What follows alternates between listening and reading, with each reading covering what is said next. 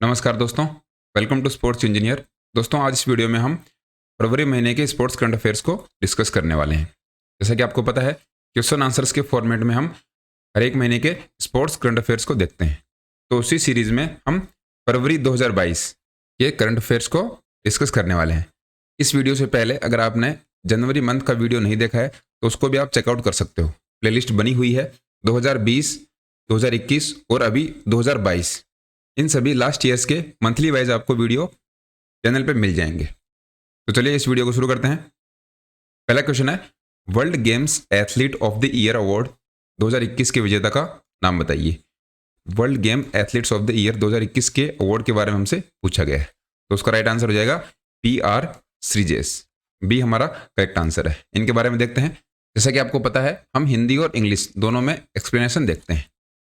तो यहाँ पे देखिए, भारतीय पुरुष हॉकी खिलाड़ी PR श्रीजेश, ये हमारी इंडियन हॉकी जो टीम है उसके गोलकीपर भी हैं। इन्होंने 2021 के world game athlete of the year का पुरस्कार अपने नाम कर लिया है। यह पुरस्कार जीतने वाली रानी रामपाल के बाद ये दूसरे भारतीय हैं। पहले किसने जीता था? रानी रामपाल ने। ये इंडियन हॉकी टीम की कैप्टन थी। 2020 में भारतीय महिला हॉकी कप्तान रानी रामपाल 2019 में अपने प्रदर्शन के लिए सम्मान जीतने वाली पहली भारतीय बनी। देखिए, 2020 में मिला रानी रामपाल को क्योंकि उन्होंने 2019 में अच्छा परफॉर्म किया था। तो एक साल बाद में ये अवार्ड मिलता है क्योंकि जो लास्ट ईयर परफॉर्मेंस है उसको देखकर नेक्स्ट ईयर में इस अवार्ड को दिया जाता है। ये आप इंग्लिश में है, इनको भी आप वीडियो पॉज करके चेकआउट कर सकते हो। नेक्स्ट है, यूनिकॉर्न का दर्जा हासिल करने वाला पहला भारतीय खेल प्रतिष्ठान कौन सा है? हमें वो इंडियन स्पोर्ट्स एस्टेब्लिशमेंट बताना है जिसने यूनिकॉर्न के स्टेटस को अचीव कर लिया है। यूनिकॉर्न का स्टेटस क्या होता है इसको भी हम देखने वाले हैं। पहले इसका आंसर देख लेते हैं।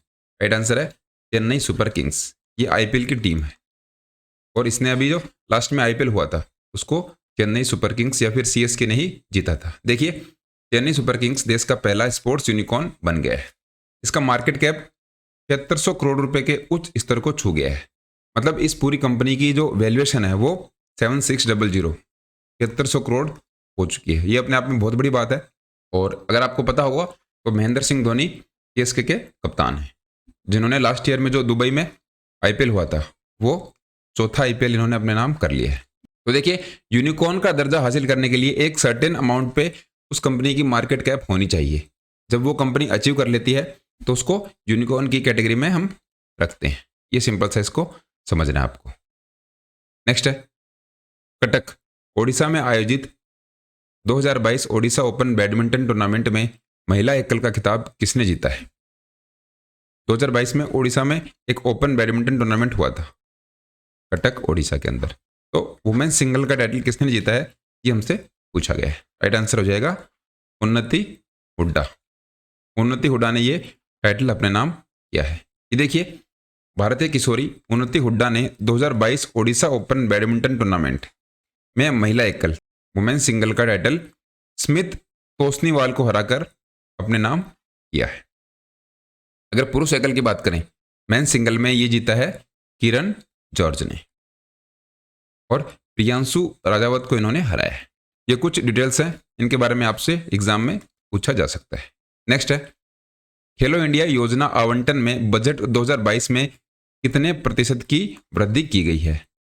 देखिए, आपको पता होगा हमारी जो स्कीम है KIS खेलो इंडिया स्कीम, इसके अंदर कुछ परसेंटेज का हमें इंक्रीमेंट देखने को मिला है।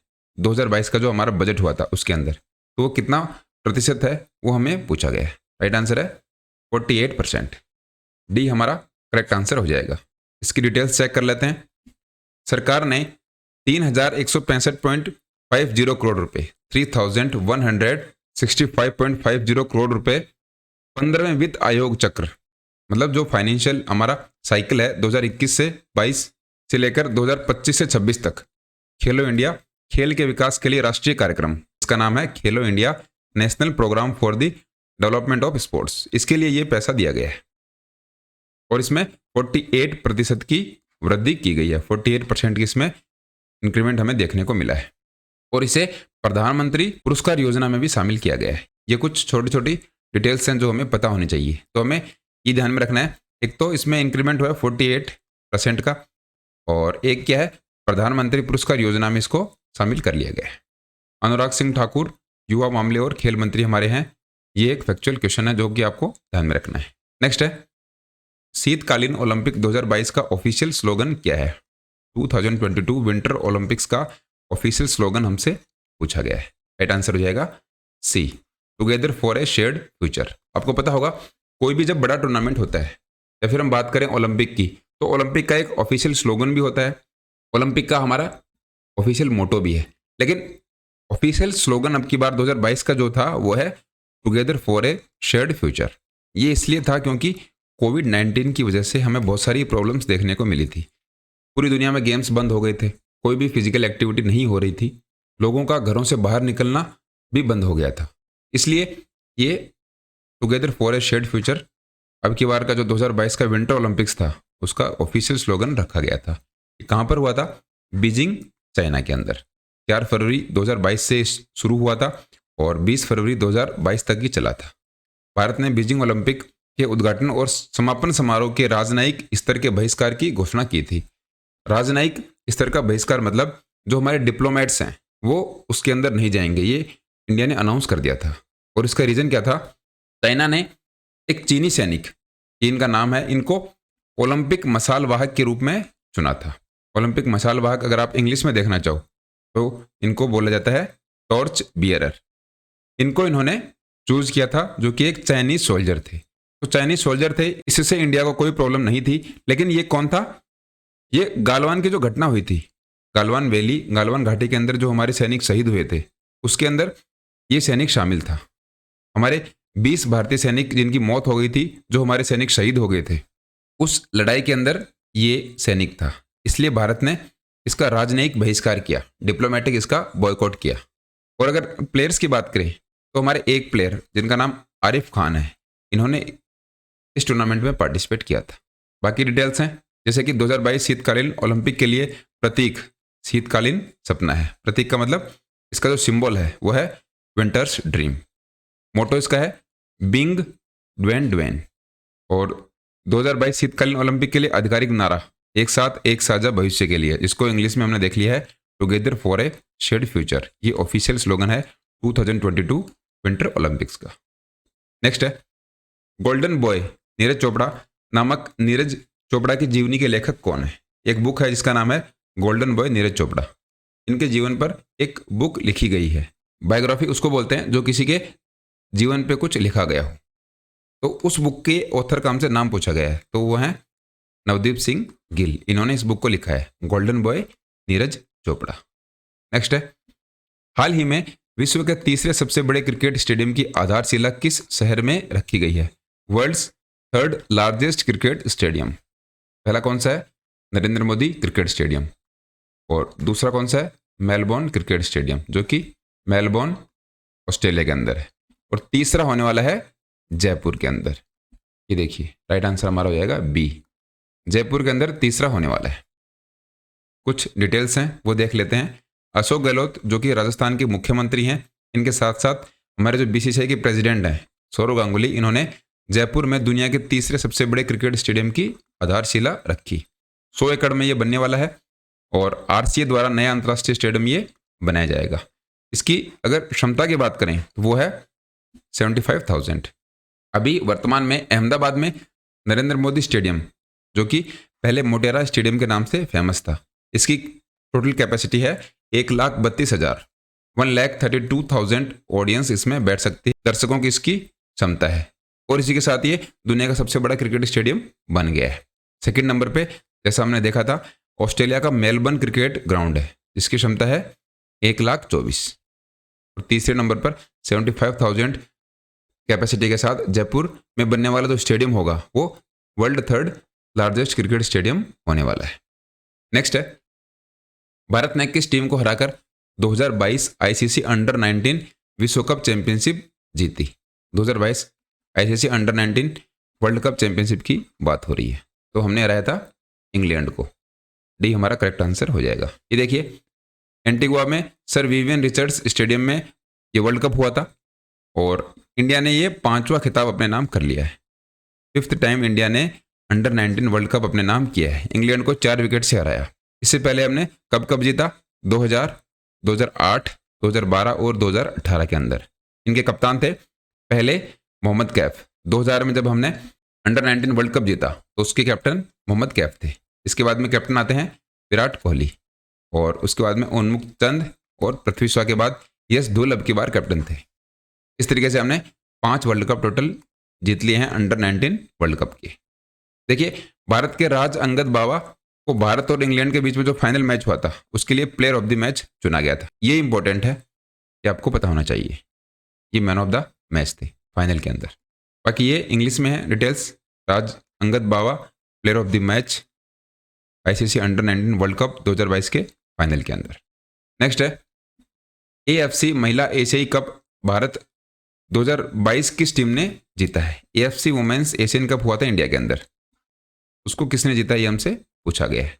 तो सी हमारा इसमें करेक्ट आंसर है, चीन पीआर, चाइना पीआर ने उसको जीता है। ये देखिए चीन पीआर, पीआर का मतलब है पीपल्स रिपब्लिक। इन्होंने साउथ कोरिया को हराया है 3-2 से। और ये कहां पर हुआ था?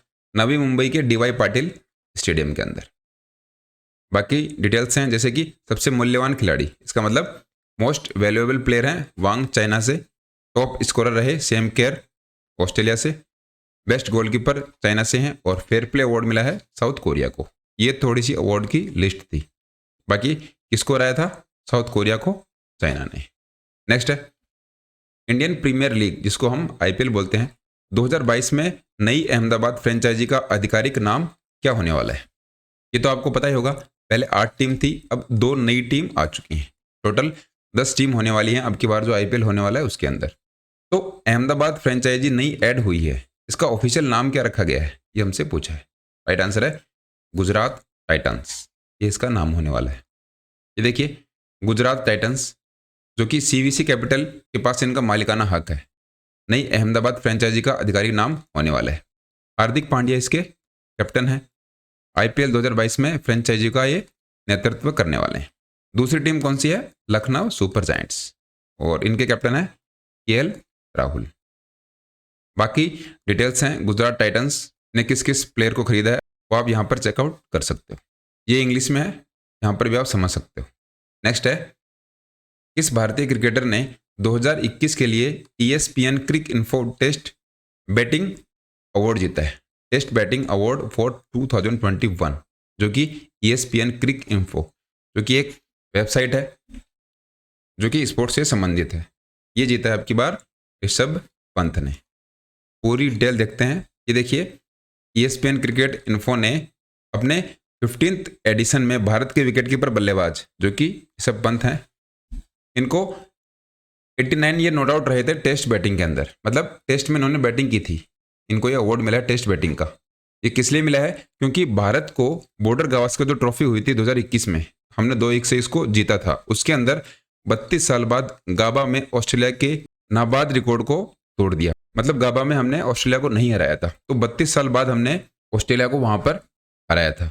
ऐसा करने के लिए ऋषभ पंत ने 89 रन 89 रन नॉट आउट की एक इनिंग खेली थी, इसके लिए इनको यह अवार्ड मिला है। न्यूजीलैंड के कप्तान केन विलियमसन है, इनको कैप्टन ऑफ द ईयर का अवार्ड दिया गया। और इंग्लैंड के जो तेज गेंदबाज हैं ओली रॉबिन्सन, इनको डेब्यूटेंट मतलब सबसे अच्छे डेब्यू करने वाले प्लेयर का इनको अवार्ड मिला। और पाकिस्तान के साकिब महमूद, इनको एक दिवसीय गेंदबाज के रूप में अवार्ड मिला। और इंग्लैंड के जोश बटलर हैं, उनको T20 बल्लेबाजी पुरस्कार मिला, मतलब T20 बैटिंग अवार्ड जोश बटलर के खाते में गया। इसके बाद देखिए फकर जमान टॉप बैटिंग अवार्ड, और शाहीन अफरीदी को T20 बॉलिंग अवार्ड। फकर जमान और शाहीन अफरीदी दोनों पाकिस्तान से हैं, इनको T20 के लिए अवार्ड दिया गया। ये पूरी लिस्ट है ESPN क्रिक इन्फो अवार्ड्स की। नेक्स्ट है हाल ही में table tennis federation of India TTFI के कार्यों के निर्वहन के लिए प्रशासकों की समिति के अध्यक्ष के रूप में किसे चुना गया है?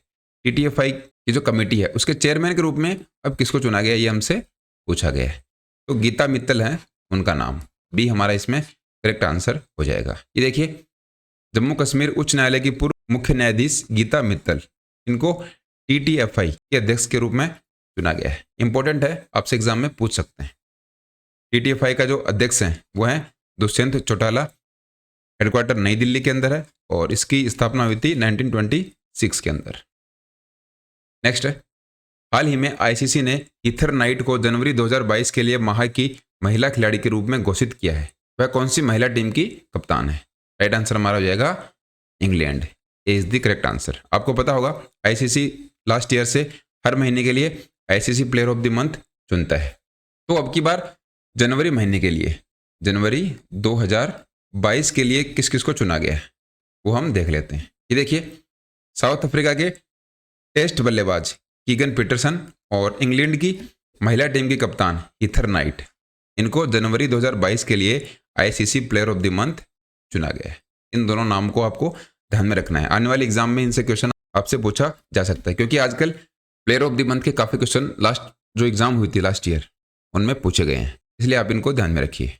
नेक्स्ट है, पुरुषों की श्रेणी में सीनियर नेशनल वॉलीबॉल चैंपियनशिप 2021-22 किस टीम ने जीती है?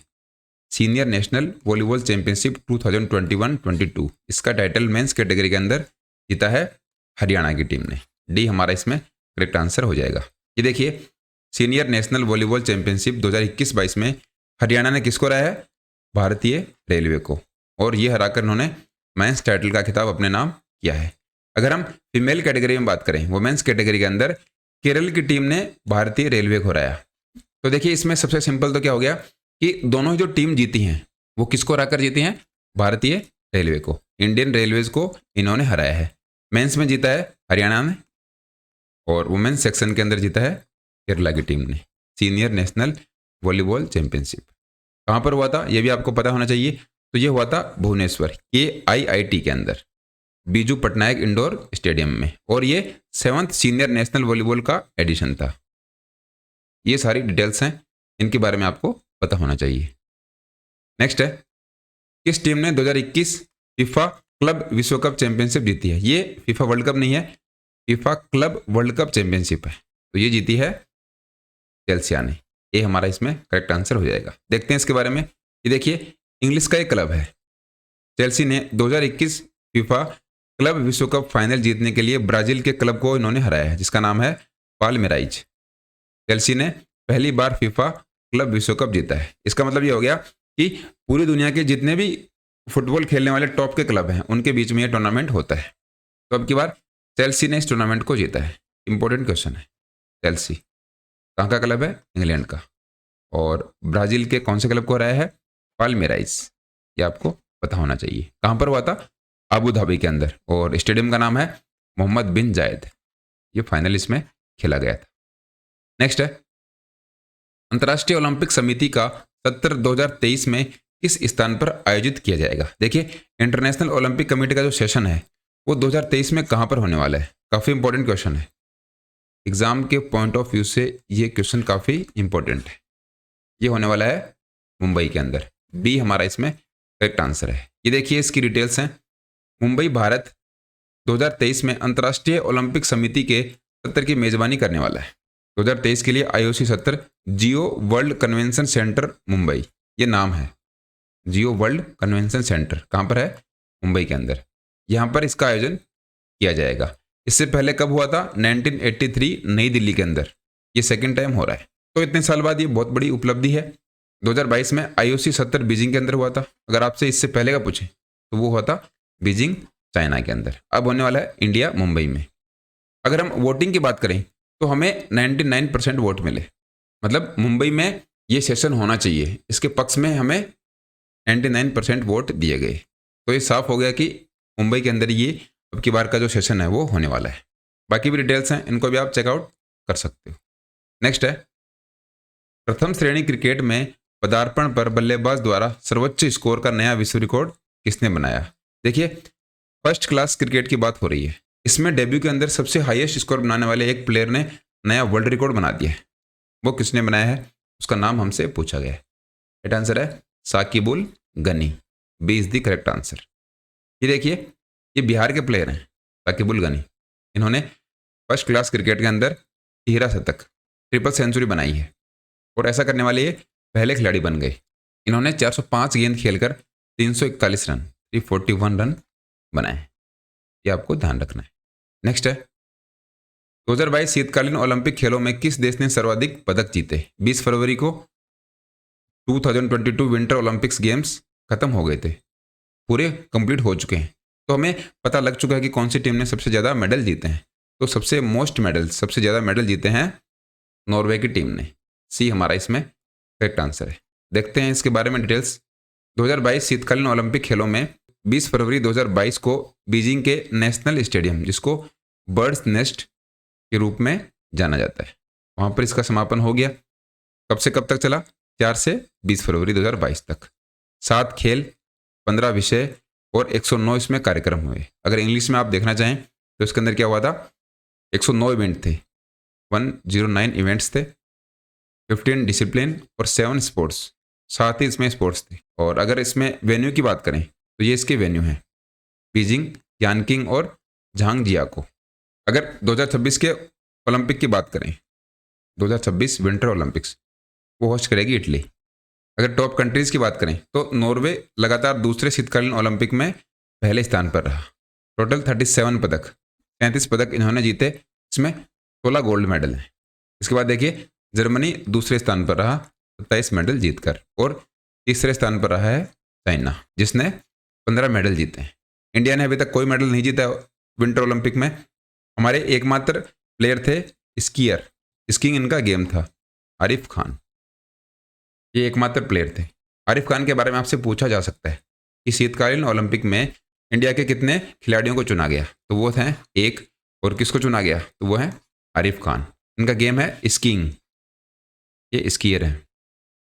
अगर उद्घाटन समारोह में ध्वजवाहक की बात करें तो वो खुद आरिफ खान थे, लेकिन समापन समारोह में एक वॉलेंटियर ध्वजवाहक था, एक स्वयंसेवक ध्वजवाहक था। इंडिया ने इसमें कोई पदक नहीं जीता है, यह हमें ध्यान रखना है।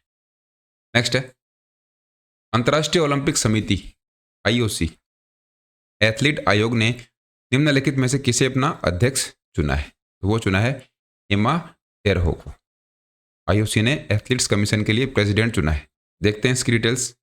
फिनलैंड की आइस हॉकी की प्लेयर हैं एमा टेरहो, इनको अध्यक्ष चुना गया है। और कोरिया रिपब्लिक की टेबल टेनिस प्लेयर हैं सियुंग मिन्यू, इनको उपाध्यक्ष चुना गया है। 1894 में अंतर्राष्ट्रीय ओलंपिक समिति की स्थापना हुई थी। लुसेन स्विट्जरलैंड में इसका हेडक्वार्टर है, और थॉमस बक अभी वर्तमान में इसके अध्यक्ष हैं। किसके अध्यक्ष हैं? IOC, international Olympic committee. Next है हाल ही में किस भारतीय ग्रैंड मास्टर ने शतरंज टूर्नामेंट में नॉर्वे के मैग्नस कार्लसन को हराने वाले सबसे कम उम्र के खिलाड़ी बनने की उपलब्धि की है? देखिए मैग्नस कार्लसन को हराया है इस टूर्नामेंट के अंदर, तो उसको हराने वाले सबसे यंगेस्ट प्लेयर हमारे बन गए हैं R प्रज्ञानंदा। ये इसमें हमारा करेक्ट आंसर हो जाएगा। ये देखिए ये पूरी डिटेल्स हैं। शतरंज चैंपियन को इन्होंने हराया है क्योंकि नॉर्वे से मैग्नस कार्लसन इनका नाम है, और इनको किसने हराया है? रमेश बाबू प्रज्ञानंद ने। ऑनलाइन शतरंज टूर्नामेंट हुआ था। नेक्स्ट है सबसे कम उम्र में ATP 500 चैंपियन कौन बने हैं? ATP 500 चैंपियनशिप जीतने वाले या फिर चैंपियन बने हैं सबसे यंगेस्ट, उनका नाम है कार्लोस अल्काराज। डी इसमें हमारा करेक्ट आंसर हो जाएगा। ये देखिए 18 वर्षीय कार्लोस अल्काराज ब्राजील के रियो डी जेनेरो में ये हुआ था। डिएगो स्वार्जन इनको हराकर रियो ओपन टेनिस खिताब इन्होंने जीता है और ATP 500 चैंपियन बना दिया। ATP 500 चैंपियन बनने वाले ये यंगेस्ट प्लेयर बन गए हैं, इसका आपको ध्यान रखना है। नेक्स्ट है भारतीय भारोत्तोलक, इसने सिंगापुर भारोत्तोलन अंतर्राष्ट्रीय 2022 में 55 किलोग्राम भार वर्ग में स्वर्ण पदक जीता है। इंडियन वेट लिफ्टर हैं, इन्होंने सिंगापुर वेट लिफ्टिंग इंटरनेशनल 2022 के अंदर गोल्ड मेडल जीता है और वेट कैटेगरी है 55 किलोग्राम। उनका नाम है मीराबाई चानू। डी हमारा करेक्ट आंसर हो जाएगा। 2020 का जो टोक्यो ओलंपिक था उसके अंदर इन्होंने सिल्वर मेडल जीता था, ये आपको पता भी होगा। Singapore weight lifting international tournament 2022 के अंदर 55 किलोग्राम वेट कैटेगरी में इन्होंने गोल्ड मेडल अपने नाम किया है। और इन्होंने क्या किया था? टोटल 191 किलोग्राम वेट उठाया था, 86 + 105। बाकी डिटेल्स हैं, इनको आप जानते ही होंगे। 49 वेट कैटेगरी के अंदर इन्होंने राष्ट्रमंडल खेलों के लिए क्वालिफाई भी कर लिया है। कॉमनवेल्थ गेम्स होने वाले हैं बर्मिंघम इंग्लैंड के अंदर, उनके लिए इन्होंने 49 वेट कैटेगरी के अंदर क्वालिफाई कर लिया है। नेक्स्ट है रूस में वुशु स्टार्स चैंपियनशिप 2022 में भारत के लिए किस खिलाड़ी ने स्वर्ण पदक जीता है? वुशु एक गेम होता है, उसकी स्टार चैंपियनशिप 2022 की बात हो रही है जो कि रशिया में आयोजित किया गया था। उसका गोल्ड मेडल किसने जीता है इंडिया की तरफ से? उनका नाम है सादिया तारिक। इसमें हमारा करेक्ट आंसर हो जाएगा। ये देखिए, ये जम्मू कश्मीर से हैं, जम्मू कश्मीर के श्रीनगर की रहने वाली हैं सादिया तारिक। इन्होंने मॉस्को में जो वुशु स्टार चैंपियनशिप 2022 हुआ था, जूनियर टूर्नामेंट की बात हो रही है, उसके अंदर गोल्ड मेडल जीता है। अगर इनकी एज पूछें तो वो है 15 साल। नेक्स्ट है, बर्मिंघम में राष्ट्रमंडल खेलों 2022 के लिए कितने भारतीय भारोत्तोलकों ने क्वालिफाई किया है? कॉमनवेल्थ गेम्स 2022 जो कि बर्मिंघम में होने वाले हैं। इसमें हमसे पूछा गया है कि जो हमारी वेट लिफ्टिंग कैटेगरी है, इंडिया के जो लिफ्टर हैं, कितने लोगों ने क्वालिफाई किया है उसके लिए? राइट आंसर हमारा हो जाएगा सी, 12 प्लेयर्स ने क्वालिफाई किया है। ये देखिए, ये डिटेल्स हैं। भारत ने सिंगापुर भारोत्तोलन अंतर्राष्ट्रीय 2022 जो चैंपियनशिप हुई है उसके अंदर 8 पदक जीते हैं। 6 गोल्ड हैं, 1 सिल्वर और 1 कांस्य पदक है। इसके साथ ही इंडिया के 12 प्लेयर क्वालिफाई हो गए हैं, क्योंकि कोई भी जब बड़ा टूर्नामेंट होता है उसके लिए हमें क्वालिफाई करना होता है। कुछ पैरामीटर्स उस पर्टिकुलर गेम के, उस पर्टिकुलर टूर्नामेंट्स के बनाए जाते हैं। जो प्लेयर उन पैरामीटर्स को क्रॉस कर जाता है, उनको अचीव कर जाता है, उनको टच कर लेता है, वो प्लेयर उस टूर्नामेंट को क्वालिफाई कर लेता है। क्वालिफाई करने का मतलब है वो प्लेयर उस टूर्नामेंट को खेल सकता है। तो इसी तरीके से 12 हमारे जो वेट लिफ्टर्स हैं, इन्होंने क्वालिफाई कर लिया है बर्मिंघम इंग्लैंड के अंदर जो कॉमनवेल्थ गेम्स होने वाले हैं उनमें। नेक्स्ट है, निम्नलिखित में से किसने मैक्सिकन ओपन 2022 जीता है? मैक्सिकन ओपन 2022 ये जीता है राफेल नडाल ने। डी हमारा इसमें करेक्ट आंसर हो जाएगा। ये देखिए, ये कुछ डिटेल्स हैं। टेनिस का ये टूर्नामेंट है और राफेल नडाल आप जानते होंगे, स्पेन इनकी कंट्री है। इन्होंने कैमरन नोरी को हराकर मैक्सिकन ओपन 2022 का खिताब अपने नाम कर लिया है। ये आपको पता होना चाहिए। और अगर डबल्स की बात करें तो लोपेज और स्टेफानोज, ये 2 प्लेयर हैं, इन्होंने डबल्स का खिताब अपने नाम किया है। तो बस फिलहाल इस वीडियो में इतना ही। इस वीडियो की PDF आपको स्पोर्ट्स इंजीनियर टेलीग्राम चैनल पे मिल जाएगी। डिस्क्रिप्शन में भी उसका लिंक है, वहाँ पर आप क्लिक करके सीधा कनेक्ट हो सकते हो। मिलते हैं अगले वीडियो में। धन्यवाद।